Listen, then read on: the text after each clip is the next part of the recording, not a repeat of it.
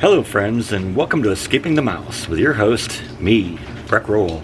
Alright, it's sort of a little bit of a rainy day today in Texas, but the weather report that I've seen seems to indicate that this is going to kind of blow over this morning, and it's going to get a little sunny out later on today. So while I can't really be out here messing around with those lights this morning because of the rain and all that, I'm hoping that shortly, in a little while, that's all going to end. So I think what I want to do is I want to run out and buy the replacement lamps for those two halogen lamps that I want to replace. I also kind of want to look at putting maybe a third one and maybe even a fourth one in the yard. I was actually kind of brainstorming this idea last night and was wandering around here, and I saw something on the house that kind of maybe might be the answer to my problems. So let's go take a look at it. I want to show you what this is. Just to kind of recap, you recall that I had a halogen lamp that was hanging here that was kind of the floodlight for the yard, and it kind of stopped working. And I took it apart, thought it was maybe just the bulb, and it wasn't. It turns out the fixture has gone bad. So I decided I was going to replace that one with maybe something with LEDs. And since I was going to replace the one with LEDs, it made sense. Let's just take the other one down and replace that one too. So I was going to go out and try and find that. But then I started thinking it would also be nice to have one down here because, you know, when I come out at night and want to go out and look at the shed, it's pitch black out here. So I end up like bringing a flashlight out here.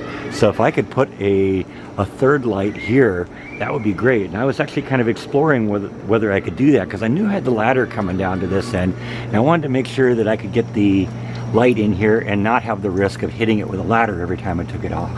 And I started noticing this thing. And I said, what is that? That almost looks like somebody put like a breakout box and maybe even wire. I wonder if they ran lighting from those circuits down at the other end and just connected it here. And I also noticed there's another one of these right here. So I was a little curious about that this morning, and I actually took this particular panel off, and unfortunately there's nothing under there. It's just a breakout box, but there's no wire in there. It's clear that maybe they thought maybe at some point somebody might do that, but right now to do that modification here would mean ripping all this paneling here off and getting under there and stringing wire, and that's a big task. So I think instead I'm just going to maybe run conduit along the wall here, and then I can run power over to that corner of the yard, and then we could have a third light out there. You see, initially I was thinking that maybe they'd put this up and maybe this was originally installed with a house and they had 3 or maybe even 4 lights out here, but when they replaced it with the halogen lamps at some point in the past, maybe they decided they didn't need these 2 out here, or maybe it was a power issue because 300 watts times 4, that's a lot of power running through here. Maybe it was originally designed for incandescents or something low voltage, and it had been changed since then, and I was really just hoping there was wire under there. Unfortunately, we can't do that, so we're gonna have to go back and do this the hard way. And that all starts with a trip to Home Depot to get some new exterior lighting and maybe some conduit and all that kind of fun stuff too. Now today's project is sponsored by my sister's family, who gave me a very nice Home Depot gift card for Christmas. So thank you, Brenda, Tom, Sean, and Megan.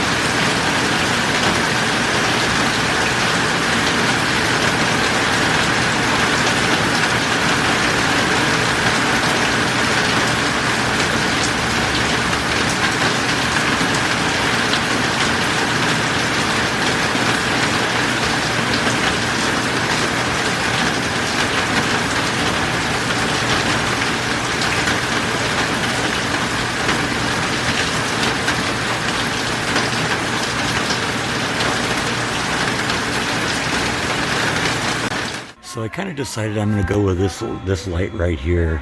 I'm going to get 3 of these. I kind of like them. They're about 1,500 lumens a piece. It's got two reflectors on each one, so I could kind of aim it and maybe kind of spread the light out a little bit. And I also like the fact that there's 3 different color settings for the light. So that's what I'm going to go with. One of the problems I was running into with this is you have to find out a lot of these things have like motion sensors on them or battery backups or something like that.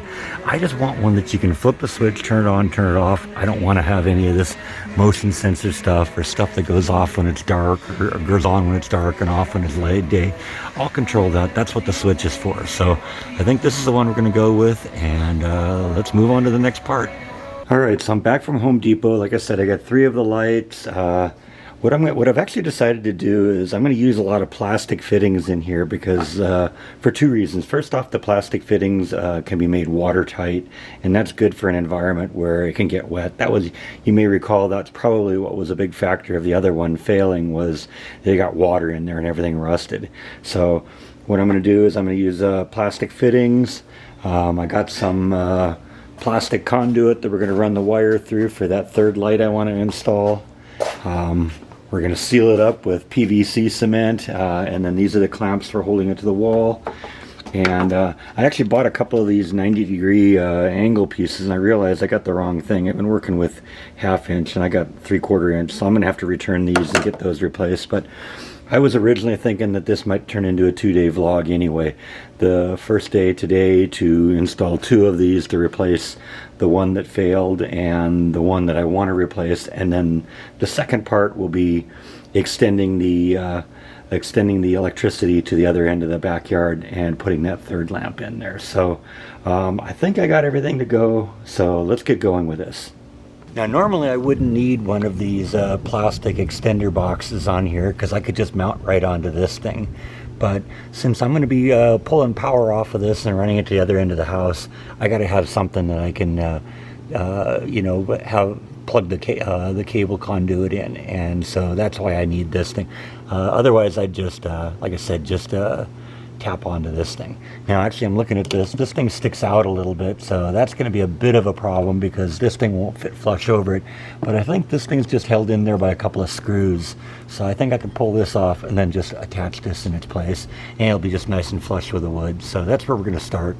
And one of the things I really like about these plastic extender pieces is that they can be configured in a whole bunch of different ways depending on what your needs are, because you can actually run conduit off of all 4 sides on this, and even through the middle here where there's a, it's covered up with a label right now, but there's a hole here, and you can punch this thing out and then run wire through here, and you can punch this out and run wire through there, and or you can just leave it all the way it is and it'll just remain waterproof. So that's a really nice little feature. I'm going to punch out one hole here and the one on the bottom. We're going to run the wire through the hole, and then ultimately it will tap onto the back of this thing, and we'll run another wire down to the other end of the house for the 3rd light.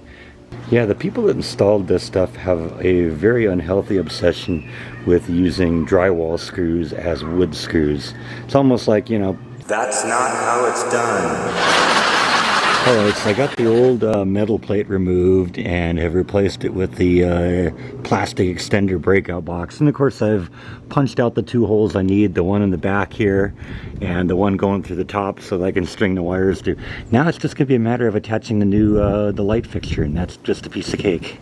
Alright, so I get the extender panel attached, I got the wire running through it, and I've attached the mounting bracket to the underside of the extender bracket. Now all I got to do is just wire up the lights and screw it into place onto the bracket here, and this one's done. So yeah, before I button everything up, I usually like to turn it on, make sure everything lights up. That way you know that you didn't make any mistakes. I mean, these things are pretty brain dead. You connect the 2 wires with the wire nuts and you're good to go. This one doesn't even have a ground wire going to the lamp itself. It just connects to the bracket up here. So that's all I did with that. But yeah, that seems to work. And there we go. One is installed. One down, one to go. Now the hole that was originally drilled into the wood for the halogen lamp was a little larger than it should have been, so I actually went around the seam with a little caulking compound. I know we made a lot of jokes about caulking compound in the apartment, but caulking compound actually does have a lot of legitimate uses beyond caulking up your bathtub and your shower and stuff like that. It's also good for filling in little holes like this where water could get in. You don't want that to happen. So this was a legitimate use, and that should kind of keep the thing a little bit more watertight. Hopefully we won't have any problems in the future. So on to the next one. And this one's lovely too. This one's only held in place by one screw. And that screw is barely, that screw wasn't holding on at all. Once again, it's another drywall screw. Yeah, you know, that's just what I've come to get used to in this place. Yes, we get some more quality electrical work in here. Looks like this is this was the original lamp that was here, and somebody obviously attached that other one by daisy chaining off of this. So we got two wires going into here for black and white, and the ground wire isn't even really connected in any serious way. So we're going to clean this up and make this a little bit better this time. And I think the first thing I want to do is actually physically connect this ground wire a little bit better. This is all it was. You know, at least these two here were wired together with a wire nut. It's ugly, but you know, this is just kind of wrapped around. There's nothing even tying that together. So you could be lifting your ground just, you know, as the weather changes in here. So let's definitely do a better job on that. It's really kind of disappointing to see it done like that, because it's so easy to do it right. You know, that's properly connected now. That will not be a problem again. And I think since I've got enough wire in here, I think I'm actually going to cut these off and redo these right again too, because this looks like this has been out for exposed to the elements for a long time, and it's getting a little corroded, and so you're going to get bad connections there if you do that. So once again, like I said, we got enough wires, so we'll just reconnect that and, you know, cut it off and do it right. Now with the two power wires, since I've already got two wires and I'm going to be adding a third, these tiny little wire nuts that came with it probably aren't going to be appropriate. But fortunately, I got some larger ones that are better suited for that. So I'm going to actually replace the wire nuts that came with the lamp with some of my own. All right, so I got the bracket attached. One thing you want to do when you're looking at these things, there's a little label here that says up. Turns out the lamps are keyed, so they only go on one way. So you want to make sure you get that right, or else you're going to take it off and have to do it again. Alright, so I got that all wired together, and like I said, like before we button it all up, I want to do a power check, make sure everything works. Yep, everything works, so let's power down and button it up. Alright, so this one's up and mounted. Like I said, one of the things I liked about this, and I don't know if you're going to be able to see it on the camera, but it's got this little switch right here that allows you to set between different color frequencies. So that's kind of nice. You can kind of adjust it to what you want. I'm going to go with that color just because that's kind of that's what they call bright white or daylight mode, and that I think is going to throw the most light, which is what I'm looking for. Now the first thing I'm going to do is I'm going to route the conduit, because I basically want to take wire from here and run it all the way down to the other end of the house, and then connect up to another one of these fittings down there so that we can attach this to that. So I elected to go with the plastic conduit this time rather than the typical metal conduit. One, it's easier to cut and shape this. Two, it'll remain waterproof because I'll be able to seal it, and it'll basically remain free of water forever. And three, it's also easier to paint this, because ultimately I don't want to have a big ugly gray pipe hanging here. I want to paint it so it matches the rest of the house. So like I said, first thing I got to do is run the conduit the whole length of the house here, and that's just going to take a few minutes, so let's get that done. Alright, a couple hours have passed and I've got the conduit running the entire length of the house now. Next thing I got to do is run the wire through there and get it routed all the way over. So I still have a lot of actually wire left over from when I wired up the patio cover in the house. So fortunately we're in good shape on that. So that's the next step. I'm just going to route that through the conduit. So I've managed to route the wire through the conduit from one end to the other. That was a little bit trickier than I thought it was going to be. I was hoping initially that I could just, you know, push the wire in through one end, and it would just walk its way through the whole hose and pop out the other end. Well, that didn't really work out. Now, normally the way you do this for real would be to have something called a pull tape. And a pull tape is basically, it's a large reel of cable inside of a little round thing. And basically what you do is you push the pull tape through the conduit, and then use the pull tape to pull the wire through. But I didn't have a pull tape. I used to have one, but I lost it, and that's a story maybe for another vlog. But I remembered something my father told me many years ago. There was a point back when I was still living at home, I think I was probably 16 or 17 years old, where my father and a friend of his and I were basically charged with the task of installing a new sound system at our church. And he had to pull a big, probably half-inch thick cable through a conduit that went from the back of the church to the front of the church.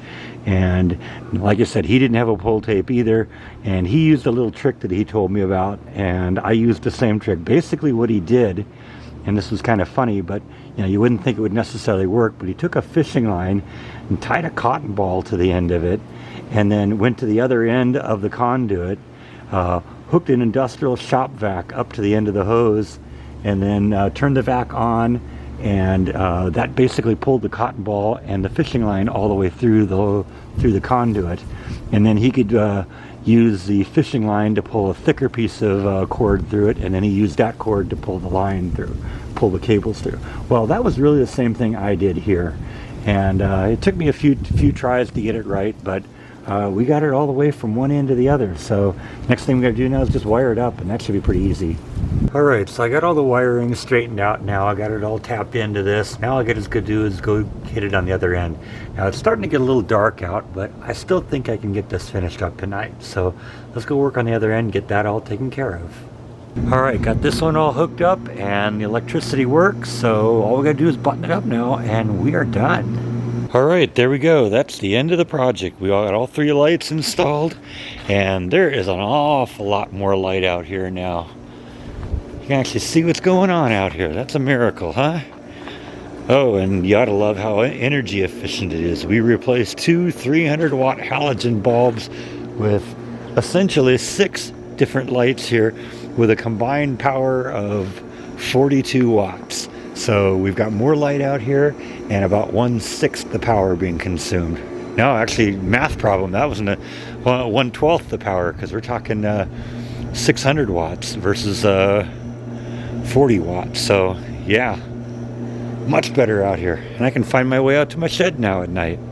This will also be nice when we're swimming. So yeah, I think that is all that we have for today. Thank you as always for watching, and I'll see you next time on Escaping the Mouse. Good night.